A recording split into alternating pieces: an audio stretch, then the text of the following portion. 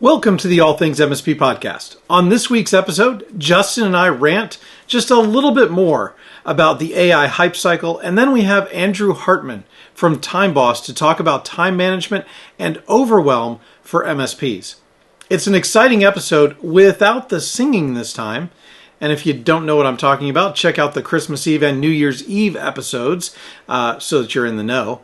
And now, a word from our sponsors. Are you struggling with standardizing Microsoft 365 tenant configurations and keeping them the way you configured them? With Simian Cloud, you can template your ideal tenant configurations and deploy them with just a click. Auto-deploy configurations for new clients, receive alerts on tenant drifts, and save your team endless hours of manual configurations. So why work for your tenant when it can work for you? Check out Simian Cloud at atmsp.link/CoreView. Make DMARC a new revenue stream for your MSP. Becoming a managed service provider with Easy DMARC is an excellent opportunity for your business to boost sales and increase revenue.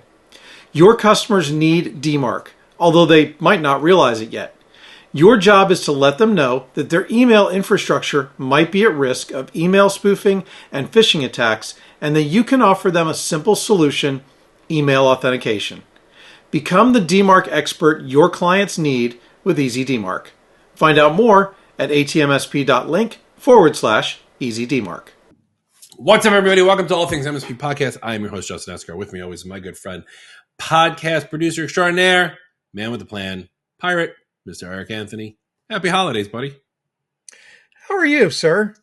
I am, as we were talking earlier, I'm exhausted because work hasn't stopped and I just want it to. But at the same token, if work stopped and I was quiet during the Christmas break, holiday break, whatever, I wouldn't have an excuse not to talk to my kids because I'm a horrible father. So, yeah. Oh, I get it. So our youngest called us out recently for not spending a whole lot of time with her. So we have endeavored to make a better effort at that. See, that's where you and I differ. I would never endeavor.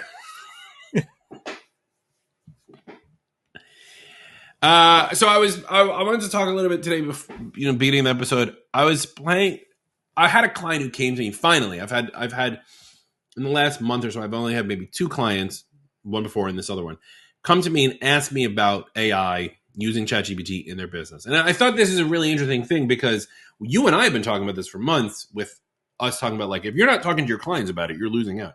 None of my clients need it. And that is just the case of my particular type of clients. And I've now had two clients in the last month or so come to me and say, hey, what can we do with it? So interestingly enough, today's client came to me and was asking me about not just ChatGPT, but just AI in general. They do data analytics. They want AI to do the analytics for them and stuff like that. And they were trying to figure out which ones are the best ones to use. And I was like, listen, and like I've said on the show, my bagel store now comes with AI. Everyone's sticking it anywhere they can, right? And so I pulled up ChatGPT and I pulled up Perplexity and I pulled up the one that they had mentioned to me, which is something with a C, not Chandler, something, I forget what it's called, whatever. And I was like, let's see which one does the best. And the person was like, how are we going to do that? And I'm going to ask it to write about you. And we were on Zoom, so I shared my screen. And I went to ChatGPT and Perplexity, whatever the other one was. And I wrote, write me a bio on this person.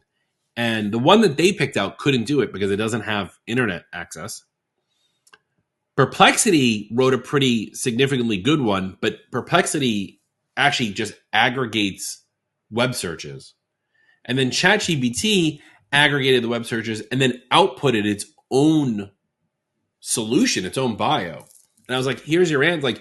ChatGPT is by far, way better.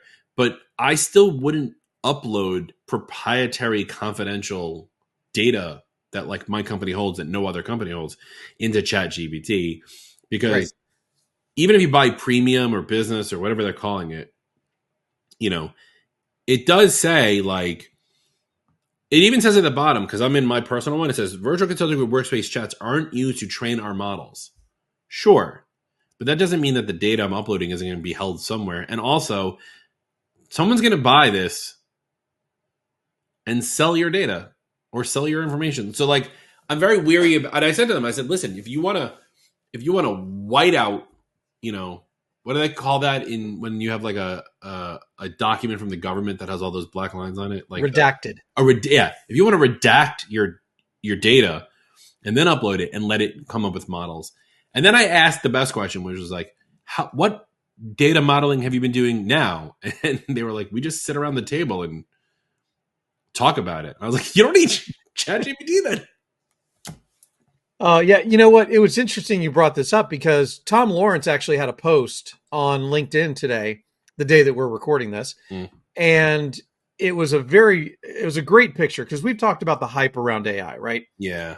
And it says data plus machine learning equals poop emoji.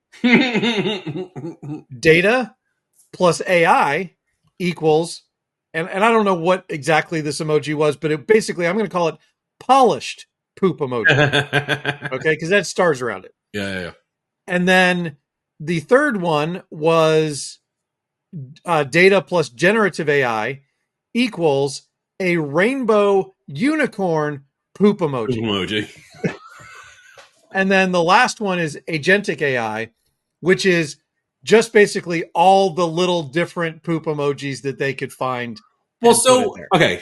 There's two ways to interpret this because in all of the poop emojis, data plus AI equals poop tells me that the data, like if I worked for an AI company, my answer to that would be like, your data was garbage to begin with, garbage in, yes. Garbage out, right? And there were actually poop emojis on the data icon. Right. So like I don't know what the angle here is. Is Tom saying that like AI is not doing anything? AI is polishing the garbage? Like where, like that it's really just hype. Yeah. Oh, that it's just hype and it's okay. Fine. That's fine. Yeah. He's saying the same thing we are. Right. I got you. I will say like, there is definitely use for it. I feel bad that we talk about it so much on this show. And because listeners know, I like it, but I don't like it, right? But there are definitely use cases. Like, here's a great example. We have a Google sheet with how much our clients are paying, broken down into services. I keep a manual client list. We do have it in our PSA and whatever, but I do keep a manual list just because it's easier for me to read than having to pull reports out of it. And I took this list and I redacted all the customer names and I uploaded it into ChatGPT and I said, which customer, A, B, C, D, E, whatever, like who's making me the most money by percentage? And I let it figure that out. Like I could have sat there and done in a Google sheet, 100 equals divided by whatever and whatever. I let it figure it out. I didn't want to do that math. Like that was awesome because it gave me a CSV that I could export, I can look at, I can manipulate. Yep. And it told me exactly, which client row, I'll just keep saying the word client, even though we're doing them. Which client was, at what percentage? And it was good because there's number one, from a business perspective, it was good to know that you never want to have a client that weighs too much in your business. I think the most we have is one client who's about 12%, which is not great, but gives me a target for 2025 to lower that percentage. But I had no idea that one client was 12% and that was our highest cut of the monthly recurring revenue, right? So using it for that is great, I think. So I have a theory here. And my theory is that the reason why we have the hype cycle around AI that we do is that adoption has outpaced innovation. So what I mean by that is AI has actual uses that are productive, okay? But because the adoption has outpaced that innovation, now we're in a situation where because adoption has gone through the roof, vendors are kind of just attaching to that and building anything they can to slap an AI label on their product to take advantage of the dollars behind the adoption. 100%. Your theory is 100% true. We've proven that 100 times over on this show and talked about this. I know, but I never said it well. Well, that's fine. I'll refrain from making any jokes about that. But Thank you. You're welcome. Is that my holiday present? Of course. That's the thing. Like, there's just, I think the thing with AI, especially generative chat, and this specifically our ChatGPT, right, is like it's really good for somebody like me where I know what I want, but I can't phrase it the right way, so I can kind of just like stumble through it with ChatGPT to get the answer I'm looking for. Otherwise, I'd be sitting there Googling, like, how do I divide these numbers in an Excel sheet, in Google Sheets, because you got to convert, with this thing to get a percentage. Whereas I could just go, here's some numbers. You do it. You know what I mean? Like, it makes it a lot easier.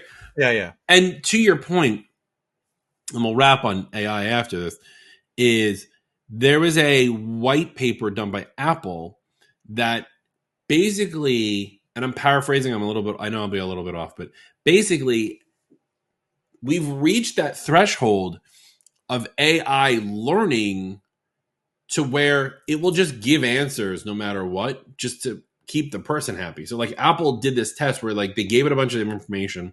They asked what was wrong. The thing came back and said what was wrong. Cool. They gave it a bunch of information. They said what was wrong. The thing came back and said what was wrong. They gave it a bunch of information knowing that they're changing like one or two things in their data they're going in. And the system still said, this thing is what's wrong. And Apple was like, you're wrong. Right? Like, it just wanted to appease the user, basically. Right. And so, much like Adam Engst talked about in episode, it's a C+ student. It's doing just enough to get by, to get right. And there's going to be plenty of things that are wrong, which is why that's a big fat label in the front of every thing. It's like, it even says it here. ChatGPT can make mistakes. It says it right here on my screen. Robots are supposed to be infallible. They're not, because we make them. Well, yeah.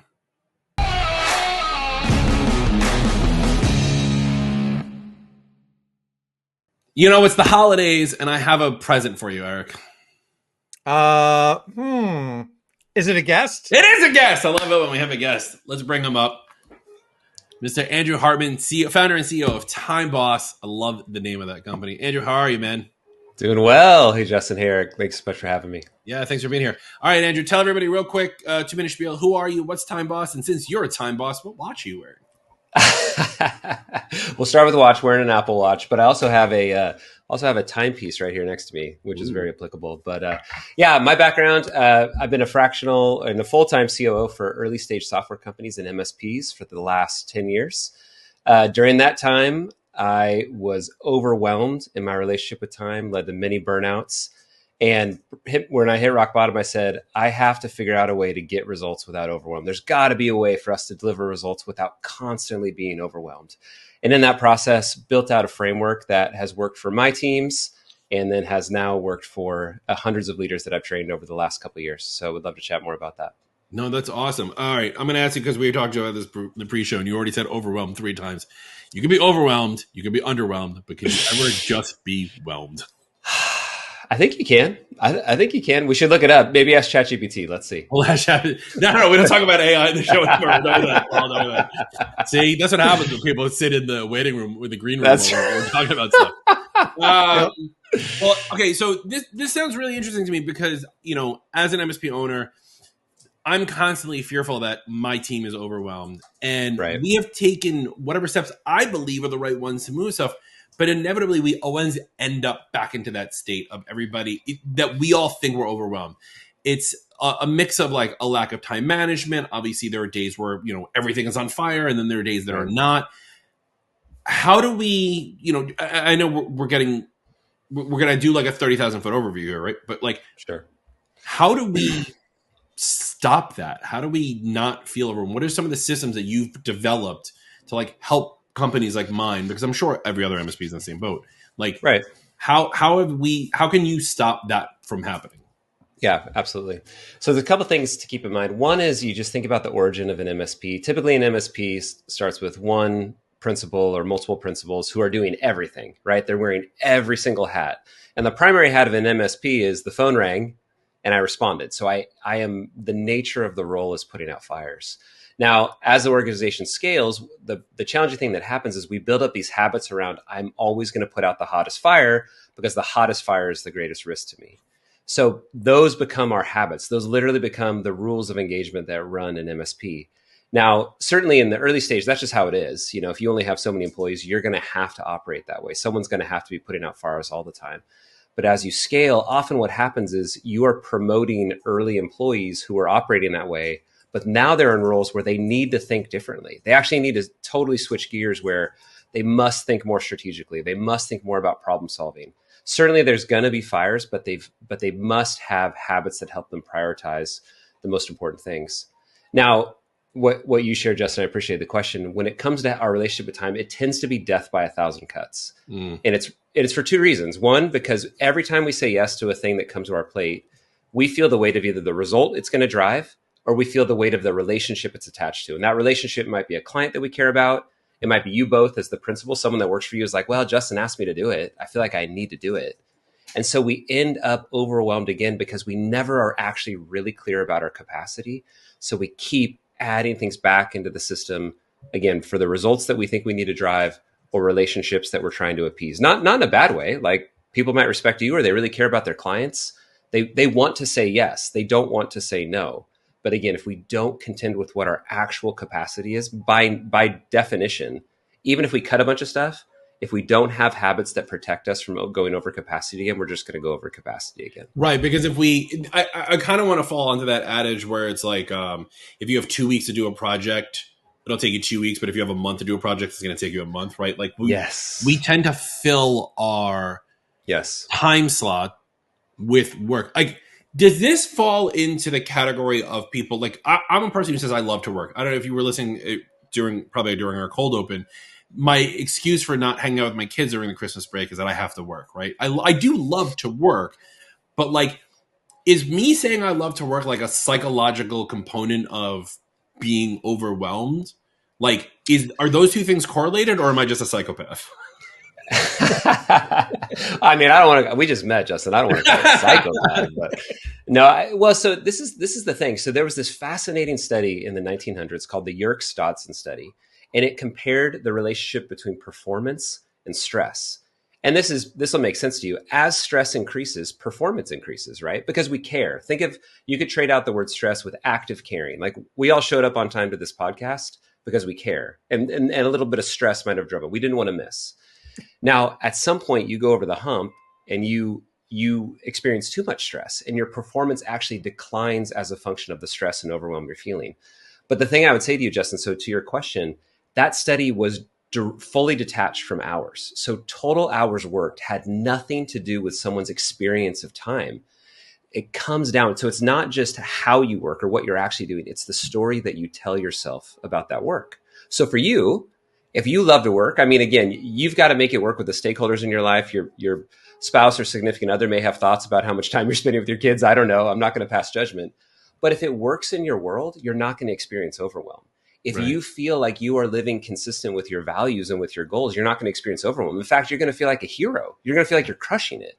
But it comes down, it's got to make sense in your world. And again, it's not correlated to hours. We have people that go through Time Boss that work 80 hours a week, whose hearts are on fire and they're doing the best work of their life. And we have people that work part-time roles that are fully flaming out because it does not work. The story that they tell themselves does not work with who they actually want to be. That's really interesting and kind of eye-opening. I mean, just this way, everyone has clear the airs. My wife works just as hard as I do. we both ignore our kids. It's no, they don't. They really don't. Eric's my voice of reason for it. It's interesting to hear that, because the difference in the hours, because I know that it's always, again, going back to like, everybody always wants to fill their bucket. Everybody wants to work. Right. And then we still have that dichotomy of like, it's a 9 to 5. And like, I'm going to start at 9, I'm going to end at 5, and I'm going to fill all my hours with doing stuff. And I have a lunch break and a smoke break or whatever. Like, is that should we break of that modality anymore to just be able to like feel better and work better? Right. So the couple big thoughts there. One, you're never going to finish your to-do list, right? The average person has 121 items on their to-do list always, because every time we check things off or we send an email, they spawn like rabbits and more come back, right? That's never going to end. So if we're driving towards my to-do list is done in its entirety, that's never going to happen. So in ways, to your point, Justin, we have to manufacture ways of thinking about our time. We essentially have to define done for ourselves on a daily and weekly basis so that we feel accomplished. Otherwise, we're going to feel like I'm never done. I'm a failure. There's not enough time. We live in this horrible narrative that just leads us feeling overwhelmed. So to your point, the 8 to 5 may need to break, but it can break with anything. It could really become anything we want, as long as it makes sense with the stakeholders in our life. If you and your employees at your MSP agree like, hey, you can work whenever you want. We simply need to get 6 billable hours in a day or 8 billable hours in a day, and we need to respond to clients within 4 business hours, whatever it is. You could totally break it apart. But again, what you're providing for your team is a clear finish line that's not get everything off your to-do list that ever exists on it. You're giving them a different way to think about success on a daily and weekly basis. That's the key. They just have to have a framework that says, this is how I'm successful in this environment. No, that's awesome. Where, though, would be, from a time perspective, the difference between getting things off your to-do list and, like, let's say, goal setting? Yeah. So a good way to think about it is we ultimately have outcomes that we're trying to drive. And there's a million things we could do, right? Especially, so we work in what I call knowledge work, right? There's no factory floor where we're banging out widgets and the Fred Flintstone whistle blows and we're done for the day and we can just chill all night, with our family. That world does not exist, right? We have 24, especially MSPs, 24/7 emergency lines. We've got Teams, Slack, whatever tools you're on that could ping you all hours of the day. So I think the way to think about it is this: within the scope of that time, all of that time competes. And so anything I could possibly do, whether it's tickets or if you run EOS working on rocks, or if you have a strategic plan where you're working on big things, everything competes every hour of the day. At 8 a.m. when I show up on Monday, everything competes for that time. So you've got to create rituals and habits. Sober moments is what I call them, where you evaluate all the things I could possibly work on and you manufacture down, this is what I should actually be working on. This is the most important thing. And it's aligned with all the stakeholders in my life, my boss, my direct reports, my clients, whatever. And then you're doing the work to simply map those items to your calendar, saying no to everything else, which is often the hardest part. Yeah. But what we do instead is we show up real time. And every moment, 8 a.m. on Monday morning, we feel the trade-offs of all the things we could possibly do. We feel really stressed out and overwhelmed. And we do the one thing that everyone does. We go to Teams or we go to our email and we start working on the unread count, because that unread count makes me feel like a hero. I can watch the video game number go down, right? It's really, if I haven't done the work to manufacture out tasks to help me make progress on my bigger goals, I'm not going to do them, because my brain's going to be like, we're not even making progress. Why are we even working on this? This is a waste of our time. Let's go do something that's going to tell us that we're making progress, because that's what our brain really wants. It wants to know that we're making progress. This is okay. I have a lot now. Okay, so number one, I 100% agree with you on the count, because people who have 103 unread messages in their email gives me such agita. I can't. So when I see that red notification, like my DoorDash or Grubhub app, is like, hey, it's almost dinner time. Want to order Taco Bell? And I'm like, no, but I have to go into the app to clear the notification. Like, that stuff is just a waste of time, because like my OCD to clear that out. So I agree with you on that. The other thing I want to say was, and I'm going to call out my wife, Michelle, for a second on this one, is that I tend to work when... Oh, boy. No, it's okay. It's okay. Sorry, Michelle. Don't worry about it. She doesn't listen to the show. It's fine. She tends to get overwhelmed with work. She's a very high position in her company. She tends to get overwhelmed with work. And when she gets to that point where she's so stressed out that we know our limits, and there's a point where the I need help limit is for her. When she gets to that point, I will always, and I've done this exercise with her a couple of times, and she's actually now taught this exercise to her staff, which is list out all of the projects you're working on. And then in the next column, write down how long you think it's going to take you to finish that project. Right. And then from there, you have a decision. You can either focus on the big stuff and get those out, because that 10 or 20 hour project is going to take a lot of stress off your mind, or go the other way and knock out all the little stuff, So this way your brain is opened up to work on that bigger project. Yep. Am I leading her in the right direction, or did Yeah, I? absolutely. Okay, cool. Yes. All right, Yeah, good. Well, then I'm done here. I'm good. You're a super husband, Justin. You're great. So here's a couple of the science, the neuroscience behind what you just described. Where our brain can only actively hold about 7 items in there at a time. So when we have more than 7 items to do, which is most of the time, what we're doing is we're actually just swapping items in all the time. And think about that the items that we're swapping in and out, the items that we swap out in particular, we lose track of. So if we're doing that often, it's going to feel like there's infinite things that we have to do. We instantly feel overwhelmed because we think the world is on our shoulders. We can't get it done. So your insight, Justin, to get it down to paper is the best thing we can possibly do. And what's the number one thing your wife probably says when she does that is, oh, there wasn't as many as I thought there was, right? Yeah. Because we just can't hold all those in your head. The other thing that you did that's brilliant is you went from these big, hairy tasks that are really fuzzy and I'm not really sure exactly what to do with them to how much time is it actually going to take?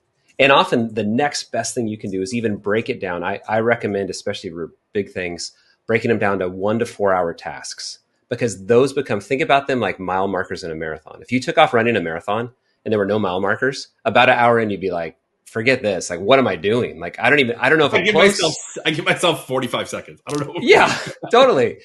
But if instead you say, I'm going to run 26 miles, I'm going to run 1 mile 26 times, I should say. What you're doing is you're breaking it down to something that your brain can wrap its head around. I can make progress on that. I can take that next action. And that's what your brain wants. Again, that's why we retreat to our email inbox, because we just want it to make progress. Yeah. So I think what you're doing for your wife is you're giving her brain what it needs. It's control and agency. I can now do something with this instead of feeling overwhelmed by this. I love what you said on choose the small ones, choose the big ones, because ultimately, going back to that Yerkes-Dodson study, when your wife goes over the curve of being too overwhelmed, all of her results are going to get worse. She's going to be less creative. She's going to be less collaborative. She's going to seek less interesting solutions. And she's going to feel like she's doing subpar work, which is only going to add to her overwhelm. So when you bring her back up to the top of that curve, you say, pick the thing that's going to relieve the most stress for you. You are truly bringing her back to a moment of clarity where she has literally the most brain energy available to do her best work. So, I mean, truly, like, your intuition is solid. The question is, how do we build those into habits of our life where we do that week over week over week, where it becomes a backstop where our teams don't get overwhelmed? This is just the way that we do work. This is how we operate. And I think that's really the critical next step. All right. So number one, this episode is now my holiday gift for my wife, so she gets to do. But you've asked my next question, right? How do we build that into habits? How do we as leaders of MSPs build those habits into our teams, so this way that we can continue that kind of positive productivity without crossing that threshold? Right. Yeah. So, obviously there's deep weeds here. Like, Time Boss is a full weekly framework. I don't want to overwhelm us with that information, but at a really high level, here's how Time Boss breaks down. One is we prep our calendar for reality. That means that we move in there what I call whirlwind. You might think of it like buffer. It's just how we deal with the chaos that we know is coming. Client's going to call, server's going to break, my water heater's going to break, my kid's going to get sick. There's so many things that might come for us in our day that we just have to deal with. There's going to be constant emails. There's going to be phone calls. So if we overpack our schedule, obviously a lot of high performing teams will time block their calendar, but the wrong thing to do is to overblock the entire thing, because we know that chaos is coming. So first thing I think we need to have our teams do is prepare for reality and get what I call whirlwind time literally on their calendar, so that they represent, like, some amount of this week is going to go to chaos, and I just need to be okay with that. And then the other habit I would have them do is I would have them block out the rest of the time. Like, what are the strategic things that they're going to map in their calendar? And that might be ongoing work. This is just the stuff I have to do every single week. This is just part of my role. But if you have, if you're running a system like EOS and you have rocks, or you have a strategic plan and you have big initiatives, you've got to budget some time to make sure that those initiatives move forward. So if you think about it, the net effect of that is your calendar now becomes your to-do list. It's how I represent how much time I have and what I'm going to get done. I've got buffer built in to deal with reality. I've got my strategic initiatives on there. I've got my ongoing work on there. Then my encouragement is this: you literally move into what I call calendar accountability, where I take a screenshot of my calendar and I send it to my supervisor every single week. And I say, hey, here are the things I'm focused on next week. Let me know if you have any feedback. If anything needs to change, let me know. Otherwise, I'm going to attack this and make it happen. That accountability, if that one step, like I should expect to see the calendar of all my direct reports every single week, ensures that we're ingraining in the habit of you're actually doing the planning process. You're actually considering your capacity. You're actually planning for whirlwind. You're doing all those little activities, and it all compresses down to, did you send me your calendar to show me that you did it? That's it. So it's really not that hard, but you do have to train. I mean, obviously it takes a little bit of skill and training to get people to where they even know what to put on their calendar in the first place. Dude, that's amazing. I feel bad because this is going to be a shorter episode, but I definitely want to have you back on because I want to talk more about calendar blocking, because I'm sitting here going, Tuesdays are the worst days for me because we have a weekly team meeting and that goes long. And then I have like 4 hours and then I got to take my dogs. And then I take my kid to wrestling and then I got to get him from wrestling and get him to after school. And then I got to pick up my daughter. Then I got to come home. I got to make dinner. And I have a hard time handling that whirlwind time, like you call it, right? So I'd love to bring you back if you're up for it. Bring you back for another one after the New Year. Absolutely, a little bit more about whirlwind time. Andrew, where can people find out about Time Boss and find out more about you online? Sure. Yeah, if you go to timeboss.us, we have all kinds of free resources available, including how to plan out your entire week. LinkedIn is a great place to go. We do micro training every single day. We're posting something related to time. So those are both great places they can check us out. That's awesome. Andrew, thank you so much for being here. Eric, another episode has gone by and I've not let you say a damn word, which is fine. In my opinion. No, I'm just kidding. That's okay, because the next episode we do with Andrew is going to be the revenge of Eric. So Eric strikes back. Because Andrew, I don't know if you probably haven't been exposed to much of the content that we've done or the content that we've done for All Things MSP, but I am a huge productivity nerd. And so a lot of the things that you said resonate. I do use buffer time, like you talked about whirlwind time. I actually have a card that I use every day. And if it's a to-do that doesn't fit in a time slot, I'm not obligated to get that done that day. So it's kind of that, tracking that you were talking about earlier. Yeah, I bet here's mine, Eric. I bet you and I would have a ton to rap about. We would be productivity nerds together. What'll be really funny is that we'll air this episode after we air the second episode of us talking, just to mess with people and time. I'm a little better at production than that. No, it's not just because it's funny. We're just funny. All right. Anyway, Andrew, thanks so much for being here. Eric, anything you want to say before we finally we say goodbye to everyone? I just really appreciate having somebody else come on and kind of talk about and validate all of the things that I do to make my ADHD crazy life work. Eric, I validate all of you and your feelings all the time. Well, love you too, buddy. All right. Well, Andrew, thanks for being here. Eric, always a pleasure. Check us out, facebook.com/group/all things MSP. Check us out on YouTube. Check us all out in our high def glory, laughing the whole way through. YouTube.com/all things MSP. Follow us on your favorite podcasting tools and leave a review and tell us, what do you do to manage your time in your review? I would love to see somebody make a DeLorean comment. I'm sure one of those is coming sometime soon. For the show, that's Eric. I'm Justin. Bye.